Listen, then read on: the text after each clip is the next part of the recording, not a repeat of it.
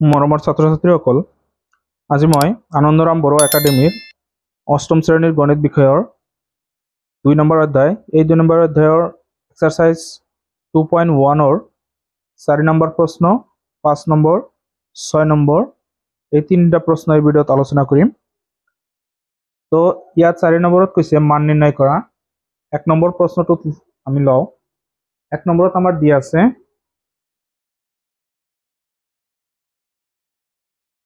11/17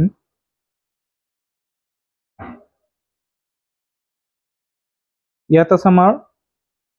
power 2 আৰু ইয়াত আছে পাৱাৰ -1। এতিয়া ইয়াৰ মান উলিয়াব দিছে।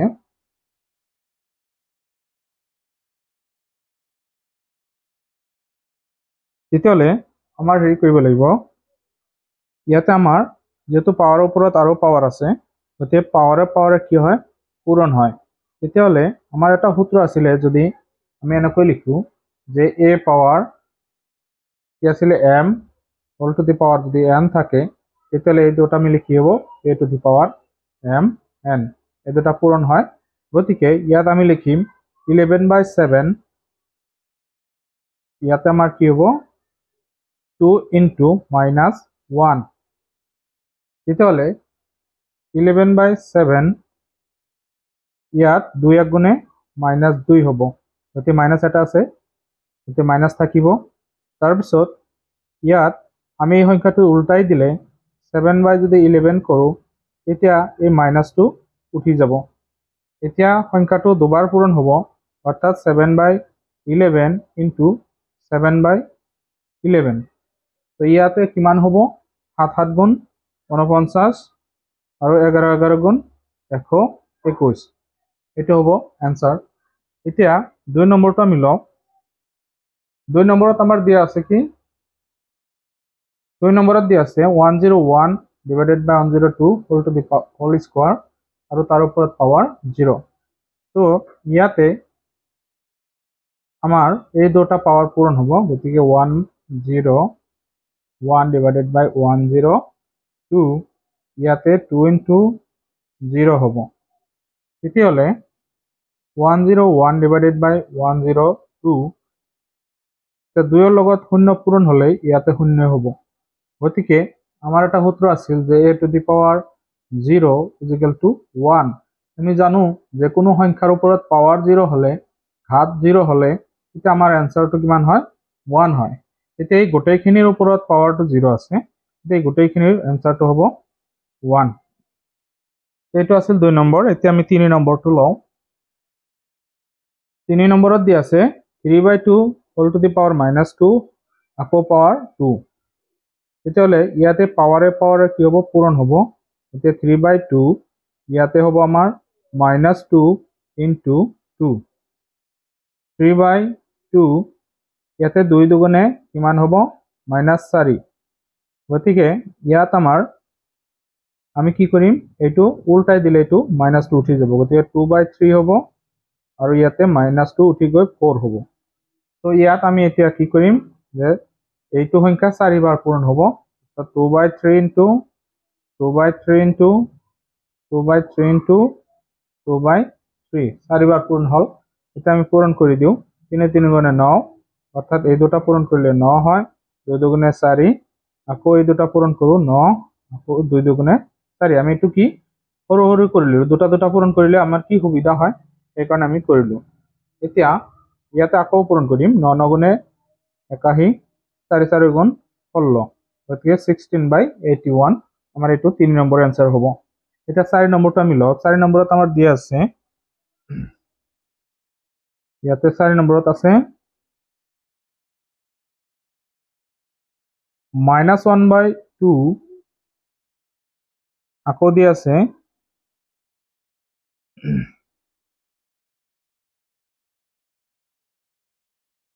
ইয়াত আছে আমাৰ -1 আকৌ পাৱাৰ আছে কিমান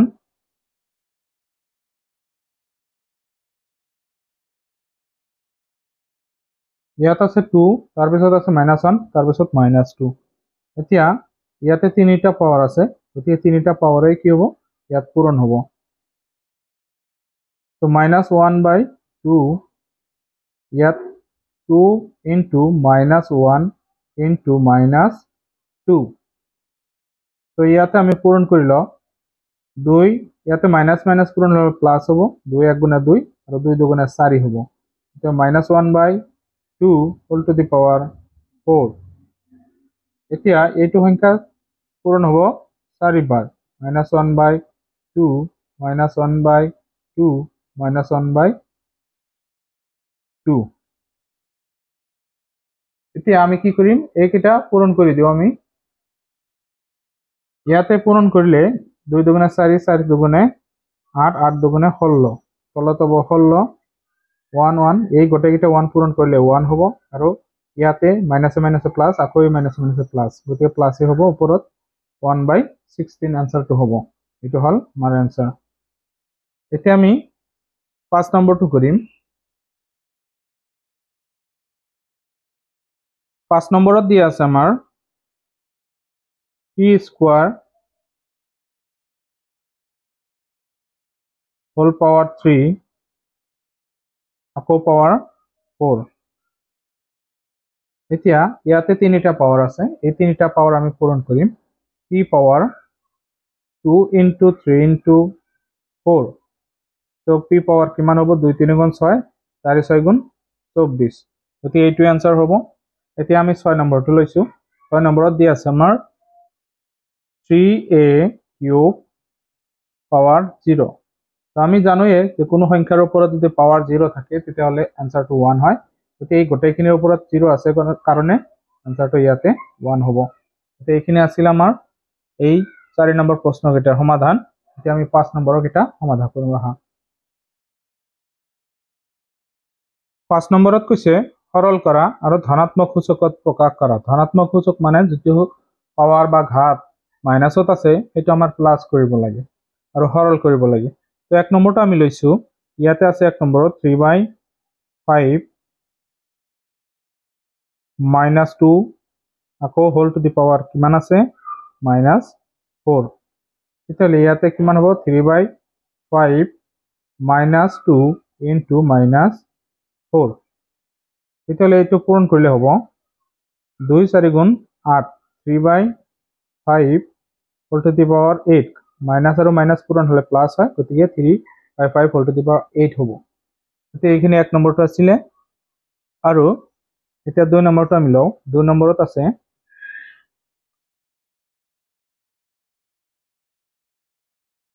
এটো হল আমাৰ 2 নম্বৰ ইয়াতে -2/3 ওপৰত পাওয়ার আছে 3টা গতিকে এই 3টা পাওয়ার কি হ'ব পূরণ হ'ব -2/3 whole to the power -3 into -4 into -2 ইয়াতে -2/3 এটা পাওয়ার কেটা আমি পূরণ করিম 3 4 গুণ 12 দুগুণে 24 24 হব পাওয়ার মাইনাসে মাইনাসে প্লাস আকৌ প্লাসে মাইনাসে মাইনাস হব কারণ ইয়াতে যদি আমি হিসাব কৰিব যাও মাইনাস মাইনাস মাইনাস এই দুটা মাইনাস মিলি হব প্লাস আকৌ প্লাসে মাইনাসে কিমান হব মাইনাসে হৈ যাব গতিকে আমাৰ এই তিনিটা মাইনাস থাকিলে মাইনাসে থাকে এতিয়া মাইনাস থকাৰ কাৰণে আমাক কৈছিল ধনাত্মক সূচকত প্ৰকাশ কৰা তেতিয়াহলে আমাৰ কি কৰিব লাগিব এইটো সংখ্যা উল্টাই দিব লাগিব এটা কি হ'ব 3/-2 তলত যাব আকৌ ওপৰটো কি হ'ব 24 হৈ -2 উঠি যাব এইটো আছিল 2 নম্বৰ এতিয়া আমি 3 নম্বৰটো লও 3 নম্বৰটো হৈছে 4/9 হোল টু দি পাওয়ার -3 4/9 পাওয়ার 11 4/9 পাওয়ার -10 তো এই গোটেইকেইটাই আমাৰ একে সংখ্যা কিন্তু পাওয়াৰবোৰ বেলেগ বেলেগ অৰ্থাৎ এনেকুৱা আমাৰ সূত্র আছিল এটা a power m into a power n equal a power m plus n অর্থাৎ একে সংখ্যা পূরণ থাকিলে তার ঘাত বা পাওয়াৰবোৰ কি হয় যোগ হয় এতিয়া ইয়াতে যেহেতু গোটেইটা একে সংখ্যা গতিকে 4/9 আমি এটা লম আৰু ইয়াৰে পাওয়াৰ কেটা আমি যোগ কৰি লম -3 plus 11 plus -10 এইটা আমি যোগ কৰিলো এটা কি কৰিম 4/9 -3 plus 11 এইটো মাইনাসে প্লাসে কি হ'ব -10 তো এতিয়া আমি ইয়াতে কি কৰিম 11 পৰা 10 বিয়োগ কৰিলে কিমান থাকে 4/9 -3 11 পৰা 10 গ'লে 1 থাকিব তাৰপিছত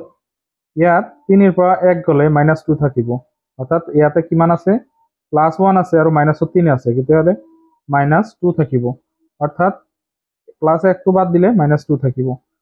এতিয়া সংখ্যাটো আমি উল্টাই দিম এতিয়া 9/4 হ'ব আৰু এইটো কি হ'ব 2 হৈ যাব এইটো আমাৰ ধনাত্মক সূচক হল এইটো আছিল 3 নম্বৰ এতিয়া আমি 4 নম্বৰটো কৰো 4 নম্বৰত দিয়া আছে আমাৰ 4 নম্বৰত আমাৰ 9/11 পাৱাৰ -3 ইনটু 9/11 পাৱাৰ -7 হৰণ 9/11 পাৱাৰ -3 এই দুটা পূৰণ হৈ আছে ইয়াৰে পাৱাৰবোৰ কি হ'ব যোগ হ'ব এটো হৰণ হৈ আছে এটো পাৱাৰ মাইনাস হ'ব গতিকে আমি এই দুটা আগত কৰি লও 9/11 -3 প্লাস -7 হরণ 9/11 পাওয়ার -3 এতিয়া 9/11 -3 মাইনাসে প্লাসে কি হ'ব -7 তাৰপিছত হৰণ 9/11 পাওয়াৰ -3 তো ইয়াতে আমাৰ এই দুটা মাইনাসত আছে গতিকে এই দুটা যোগ কৰিব লাগিব -10 হ'ব হরণ 9/11 -3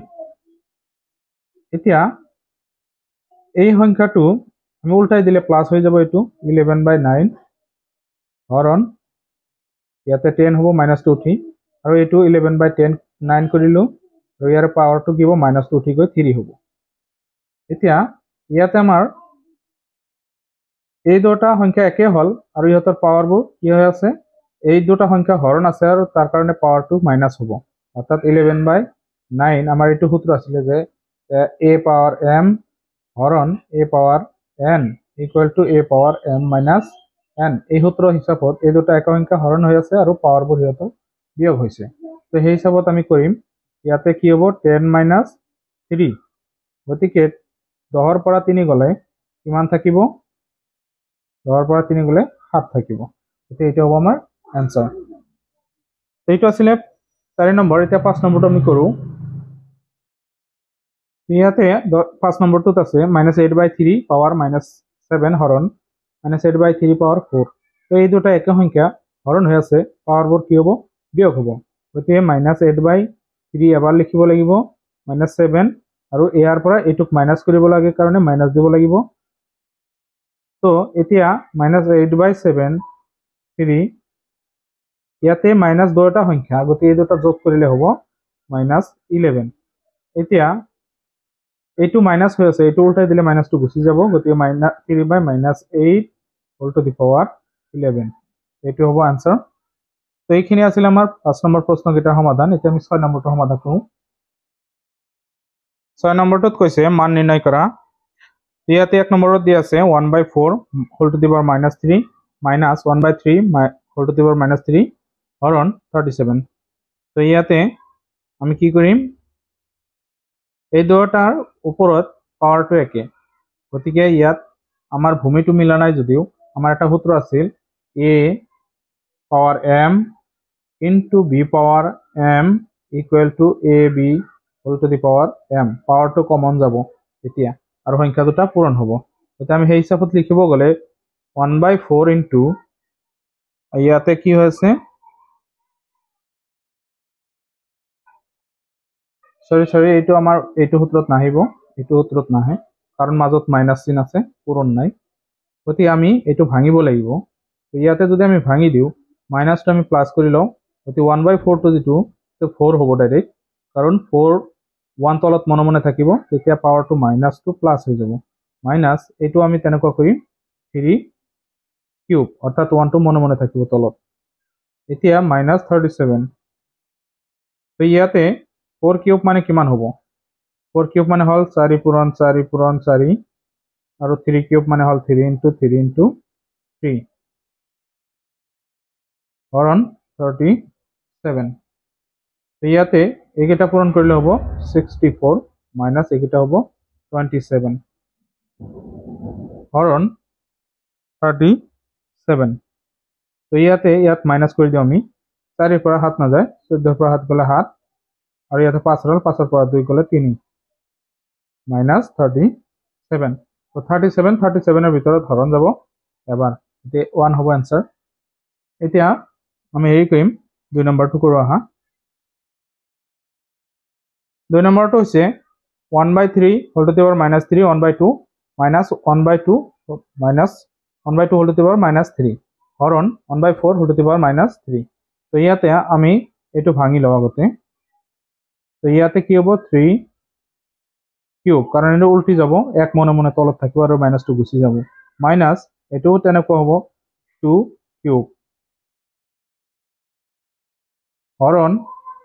এটো আমি উল্টাই দিলে হ'ব 4 আৰু কিউব তো ইয়াতে হ'ব আমাৰ 3 পূৰণ 3 পূৰণ 3 মাইনাস 2 পূৰণ 2 পূৰণ 2 হৰণ 4 into 4 ইয়াতে আমি 27 পাম আৰু ইয়াতে 8 পাম হৰণ ইয়াতে হ'ব 64 তেতিয়ালে ইয়াত যদি আমি হেৰি কৰো মাইনাস কৰি দিও তেতিয়ালে কি হ'ব তো ইয়াতে 19 হ'ব হৰণ 64